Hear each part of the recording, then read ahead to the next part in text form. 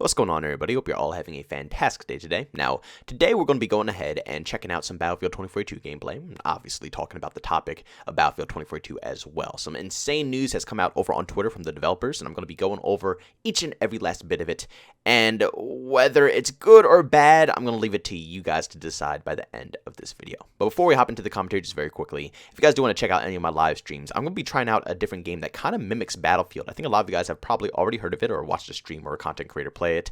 I believe it's called BattleBit or something of that sort. It's kind of like Clownfield, where it's like, like a Robloxy style, animation and stuff like that. But it takes it about 10 steps forward from Clownfield. So it's a lot more interesting and in-depth. So we're going to be going ahead and checking out that game all day today. So if you guys want to check that out and see me prep up my commentary for tomorrow, which I'm going to be prepping throughout the whole live stream, then by all means go down into the link in the description. You can check out my Twitch streams. And also all my other socials are down there as well. If you want to check out any of my tweets that I post over on Twitter or interact with me, hit me in the DMs or something. They're always open. I do that over on Twitter. I'm going to try to get a little bit better. I know I'm really bad when it comes to responding to people and responding to my DMs regarding, Discord and Twitter. I'm just, like I said, I hop on, I grind out content, and then after that I get off, If it wasn't for YouTube or Twitch, I probably wouldn't have any social media. I'm going to be honest with you guys.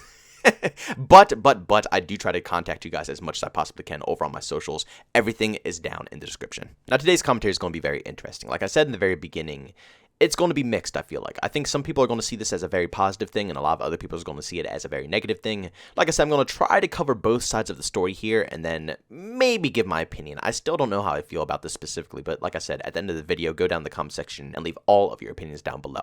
But just recently, yesterday actually, over on Twitter, the developers over at DICE went ahead and told us that they're going to be completely revamping the scoreboard. Actually, today, the new scoreboard should already be in the game. I might go ahead and log into it just to see, and I'll do it on stream as well. So we'll probably start off the stream by going ahead and checking out the new scoreboard, and then we're going to hop off and play some BattleBit instead afterwards.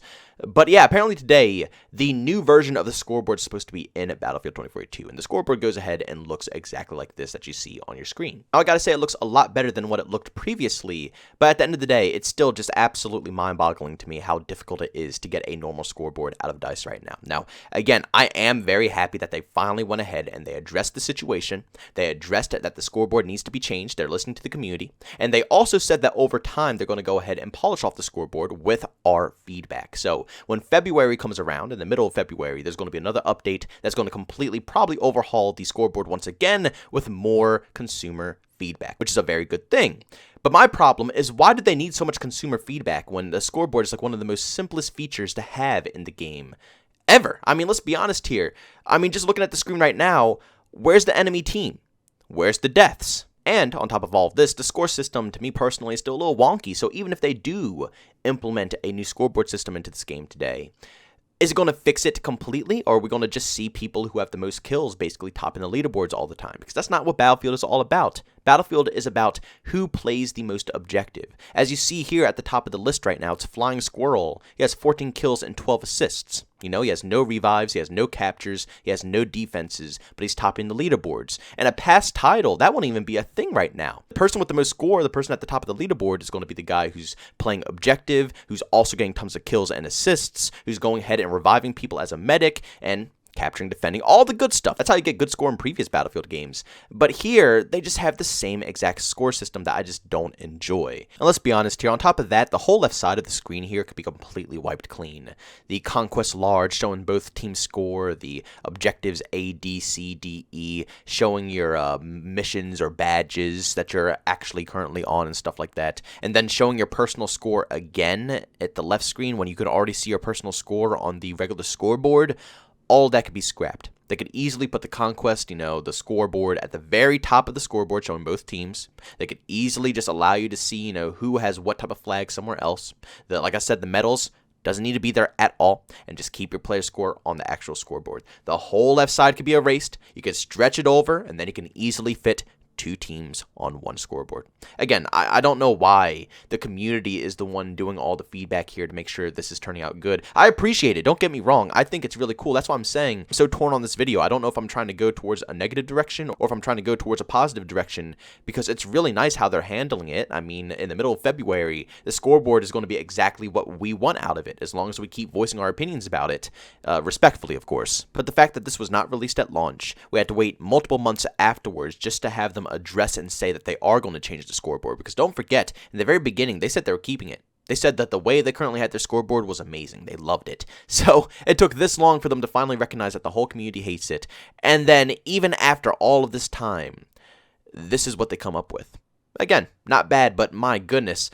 Do we really have to make this seem like it's rocket science? It's a scoreboard. Every single game out there has one. Like, this is like the last thing that you should be trying to innovate on or make it all complex. You know, you could do that with any other feature out there in Battlefield. Why do it to a scoreboard? And then, of course, after all of this stuff, another tweet was put out by the Battlefield team over on Twitter saying that matchmaking preferences and all-out warfare and all-platform VoIP, these are both still on our radar. No updates on these two today, but we wanted to reassure you that all of these are still front of mind, and we'll have more to show and share on these topics further down the line. Now, this is what really confuses me as well. Like I said, this whole situation here just makes no sense, and I am trying to take it as positive as I possibly can, but let's be honest here. VoIP is crucial in games, especially in other titles like, for example, Escape from Tarkov. They added in VoIP, and it was literally god tier. Everybody is excited. Everybody's loving the game. It completely changed the overall experience because you're able to talk in the actual experience. Now, a game like Escape from Tarkov over to Battlefield are two completely different vibes, you know. One is a survival game where you're talking to people, and the other is this, you know, all-out warfare where you're talking to people. But still, it is very crucial to have VoIP in your game at launch, especially in Battlefield, and especially when one of your side modes, cough cough hazard zone, revolves around talking. Let's be honest here. It's a very strategic mode, whether you like it or not, even though it's a very bare bone, and I would not even consider it, you know, being able to match up against a game like Escape from Tarkov or Hunt Showdown. But at the end of the day, the way you play a game mode like that, an extraction type game mode, is being able to communicate with your squad for survival. Not being able to talk to teammates in a Battlefield game is ridiculous. Not even just with Hazard Zone, but in the overall all-out warfare experience as well. Being able to tell your team where you want to go, where you want to position. Yeah, pinging is cool and all, but when you're playing on big, huge maps that you see in Battlefield, especially 2042, some of the largest maps we've ever seen, with absolutely open spaces every 5 seconds, talking is pretty crucial for survival when it comes to this game, and we don't have it. We didn't have it at launch. We still don't have it now. We're not going to have it with the next upcoming update probably. And they're saying that it's going to be coming in the future and that it's at the front of their minds. It's voice chat. You're acting, once again, why are we acting like this is rocket science? And you know what's really insulting? How they said matchmaking preferences. For the love of God, just put a server browser back in the game. They're trying so hard to not put a server browser in Battlefield 2042 that they keep renaming these things matchmaking preferences. It's the same thing. You're going to be able to make your preferences for your matches, the game modes you want to play, the maps you want to play, and hopefully you can pick the lobbies with the best pings that you want to play. Server browser, just say server browser. I don't understand why this is such a hard concept for DICE to grasp on. Basically, at this point, this new update that's coming out today, and also the other update that's coming out in February, is doing not really anything beneficial for the whole community at all. I mean, the next update that comes out in February will, you know, add a better scoreboard. I guess that's good. And possibly VoIP, more than likely not, so we're going to have to wait probably another month for that. So basically, we're going to be sitting here since launch, months on months on months. No content, no maps, no new weapons. We're still fighting for a decent scoreboard, which we have to, for some strange reason, give feedback for, you know, having both teams on the scoreboard and showing deaths. I don't know why we have to do that, but we do. I'm still not able to talk or communicate with my friends through crossplay, which is a very crucial factor for this game because crossplay was one of their advertisement points. You know, people thought, oh, finally, I'm able to play with my friends, chat with my friends, hang out with my friends on a Battlefield game. It's been a long time. And then we go ahead, we hop on, and we can't talk to them because they don't have VoIP in the game. Wonderful. And even worse, on top of all of this stuff, the optimization of this game isn't even planned for anytime soon. I'm guessing here. They're going to have tiny optimization fixes here and there with these updates, but overall, when it comes to PC getting horrifying frames and people are getting their PCs butchered because of this game, including myself, I can barely run it, and I feel like my PC stresses itself out every single time it does try to run it.